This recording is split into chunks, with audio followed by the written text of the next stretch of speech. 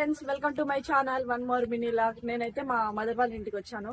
అయితే మేము ఎప్పుడు వచ్చినా సరే ఇదేంటో అసలు అన్ఎక్స్పెక్టెడ్ జరుగుతుంది. మేము వచ్చిన ప్రతిసారి వర్షం మాత్రం కంపల్సరీ వస్తుంది. అయితే నేను ఇప్పుడు మ్యారేజ్ చేసుకున్న తర్వాత మేము బయట ఉంటున్నాం కదా, ఇంకా ఎప్పుడైనా ఇట్లా వచ్చినప్పుడు కొన్ని థింగ్స్ చూస్తే అవన్నీ మెమోరీస్ నాకు గుర్తుకొస్తుంటాయి.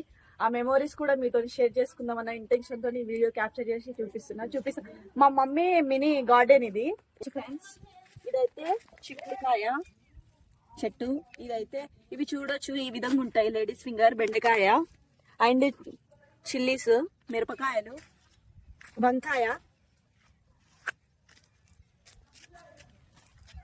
ఇందాక చూపించిన కదా బెండకాయలు, అవేమో చిన్న చిన్నగా ఉన్నాయి, ఇవేమో పెద్దగా ఉన్నాయి. చెట్లు పెద్ద పెద్దగా మొలిచినాయి. ఇదేమో గోకరకాయ చెట్టు అండ్ ఇది వచ్చేసేమో టమాటో.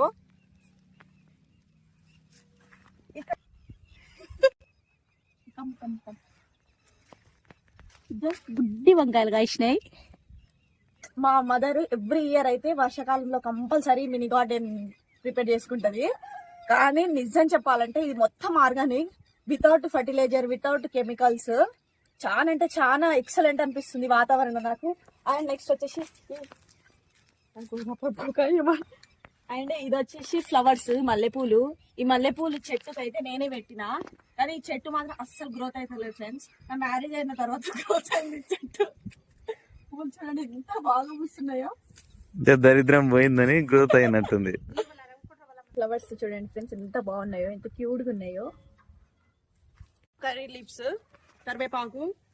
ఆల్మోస్ట్ అయితే రైనీ సీజన్ లో అన్ని వెజిటేబుల్స్ వేస్తుంది మా మమ్మీ. ఇంకా మాకైతే మాక్సిమం 6-7 months అయితే ఖచ్చితంగా మార్కెట్ నుంచి తెచ్చుకోం మేము ఎవ్రీ ఇయర్. ఇంకా ఈసారి కూడా ఏ విధంగా అవి కాస్తాయో మీకు ఖచ్చితంగా మిడిల్లో వచ్చినప్పుడు అవి చూపిస్తాను నేను. ఇప్పుడైతే చెట్లు అయితే చిన్న చిన్నగా ఉన్నాయి friends. Please do like, share, subscribe friends. Bye friends.